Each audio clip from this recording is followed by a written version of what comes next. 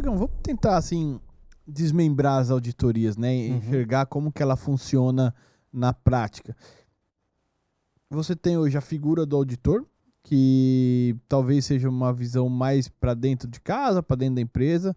E aí você falou, pô, tem o órgão fiscalizador que vai vir e eventualmente vai usar. Como é que é isso? Para que ele vai lá fiscalizar? Você? Se a empresa tem uma figura como você? Se as pessoas que trabalham estão de acordo? Como é que funciona na prática isso aí? Respondendo todas essas três vertentes que você mencionou, desde das áreas que estão performando ali aquelas atividades, os controles, enfim, né? Como que está acontecendo, se estão respondendo, se há observância das normas, dos requerimentos, né? Qual que é a cultura? Lembra que a gente falou do programa de integridade, cultura, DNA, código de ética e conduta? A gente faz isso todo ano. A gente é treinado todo ano, mas isso está efetivamente na prática? E aí, auditor, o que você faz? Sou auditado. Lembra que eu falei? Sim. Eu sou auditado também. Tiago, e aí, dentro do seu programa de trabalho, das auditorias, como é que você executa algo para certificar o nível de maturidade da racionalização desse conteúdo? Opa, eu faço um compliance awareness. Eu pego ali um tema, por exemplo, lavagem de dinheiro, eu faço o teste com alguns funcionários e vejo. O que você entendeu do contexto-chave dessa prerrogativa aqui da norma? Né? O que para você é ocultação? O que você entende como integralização? O que você entende como... Né? E aí você vai entendendo qual que é o nível de maturidade, né? E vai ajudando o quê? A responder via plano de ação, e aí eu acompanho isso. Eu preciso acompanhar. Porque é só apontar e sair andando? Não. Eu preciso apontar, acompanhar e ajudá-los, né? A implementar aquilo. Não, eu não posso fazer por eles, mas eu posso provocá-los, né? Essa é a... Você falou um pouco mais no início que tem que ser independente, fato.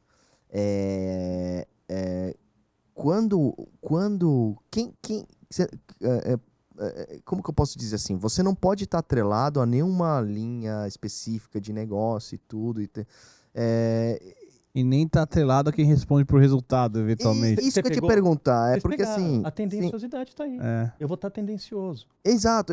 E como que, sei lá, não sei, vocês separam exatamente isso para vocês não terem nenhum tipo de externamente, algum tipo de comentário, tudo, se fechar. É uma área totalmente apartada da empresa, realmente onde você não pode ter, a pessoa não pode ter acesso a você, a certas coisas.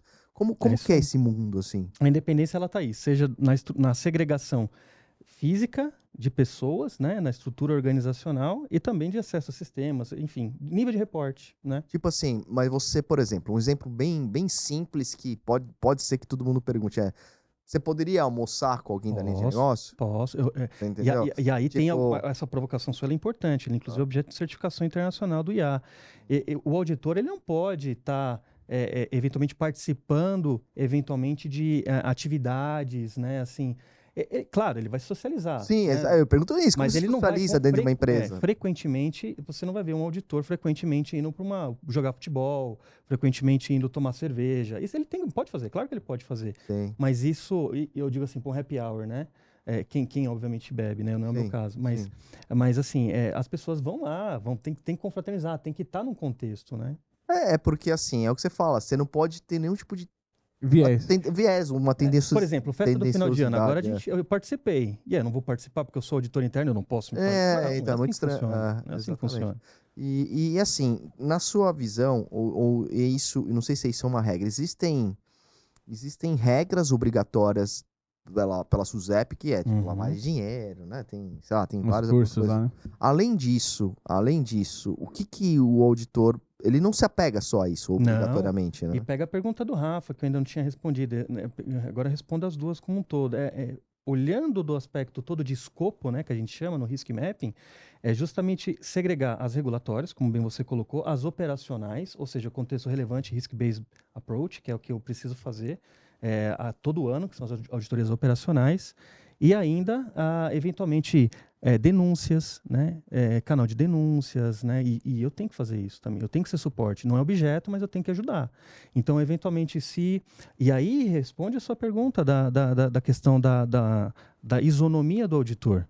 Veja, se eu reportasse para você que é meu chefe, e você está assediando um outro colega meu e eu estou assistindo tudo isso de camarote. É bizarro, Como é que eu vou depois auditar? Eu vou estar, de certa forma, há um conflito natural ali. né? Por pressão. Você tem? Não, eu queria comentar o seguinte. Dentro desse processo, né, de auditoria, aí você estava falando dos tipos.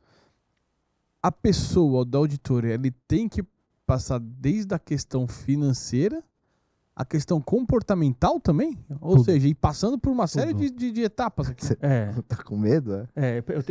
A gente é treinado, Rafa. A gente passa dentro das competências, e isso está tanto nessa norma NBCPG 100.01 do CFC, ou você vai ver no IA, a competência, esse é o termo que a gente usa, a competência, ela tem que estar ali. Anualmente, eu sento com o auditor-chefe, que fica lá em Nova York, no meu caso, eu falo, chefe, é o seguinte, eu tenho esses objetos aqui, eu tenho essa competência, essa eu não tenho, eu preciso ser honesto de falar, eu não tenho essa competência, logo, ou eu contrato uma empresa para me ajudar e a cobrir esse gap, e aí eu preciso do seu apoio, ou de fato eu desenvolvo. E aí desenvolver talvez não vai ser o tempo de resposta para a gente inserir nesse ano. Ele fala, Thiago, isso é relevante? Esse ponto daria... Ele é um ponto de... o ambiente de controle, julgando já com base no histórico. Se nunca teve auditoria, de fato, vamos ter que investir a ZAP. Sim. Mas se de fato a gente já vem maturando, isso já é auditado, já foi auditado, já tem um contexto, os controles estão performando de maneira eficaz, talvez dê para investir um pouco mais na capacitação e desenvolver isso para um próximo ano do auditor ir lá executar. Se eu não tenho essa competência, eu não posso executar. É prerrogativa básica. Por exemplo, eu conheço de cibersegurança. Se eu não conheço de cibersegurança, eu não posso auditar. Eu tenho que ter a competência. Logo, eu vou contratar aquele profissional capacitado para isso. E aí é por isso que torna-se multidisciplinar um time. E essa é a magia do negócio. Entendi. Então, não necessariamente um auditor é um contador. Não. Tá brincando. Pode estar dentro de diversos contextos. Diversos contextos. Ele pode ser um economista, ele pode ser um administrador, ele pode ser um atuário, ele pode ser um cara de TI, né? Por que não? Sim, isso vai o quê? Montar uma estrutura muito sólida e robusta para a gente escolher o tema certo para auditar exatamente no tempo certo para responder o quê? Aquela preocupação da alta administração.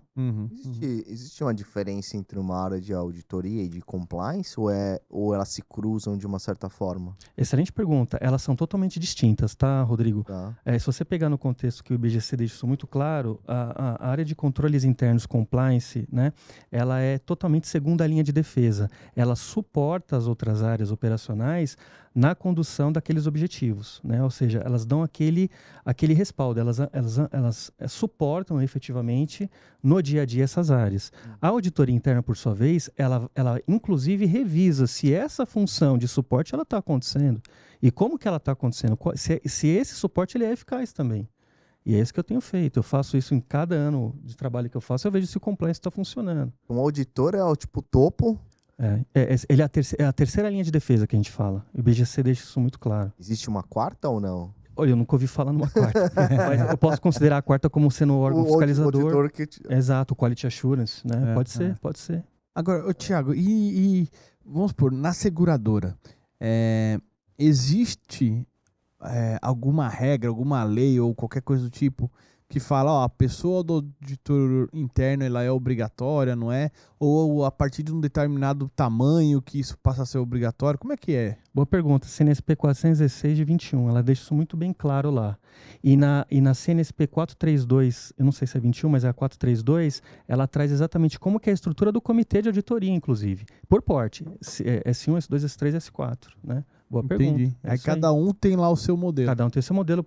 E vai na linha do que eu disse para vocês, da questão do porte, estrutura e complexidade. Porque uma entidade S1, que é de capital aberto, de grande porte, é muito diferente. Um é a maior, então. Exato. Tá, S1, S2.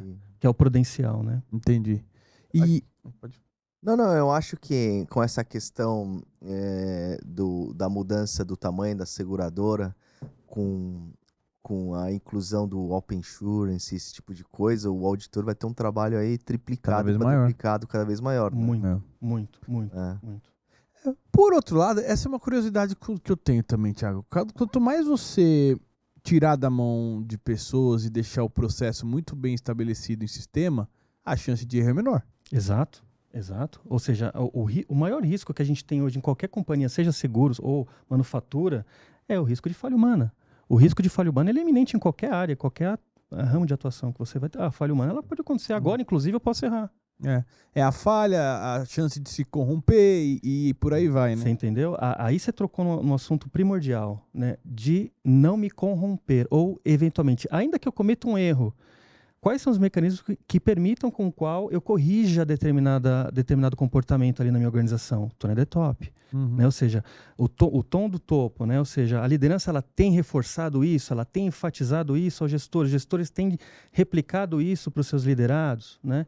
Então, e é isso que eu olho no contexto geral quando eu analiso, por exemplo, um trabalho de código de ética e anticorrupção. Né, muito em linha com o programa de compliance. Né? Eu tenho que observar isso, como que isso está perpetrado. E isso é requerido também no nosso ambiente regulado da SUSEP. Né?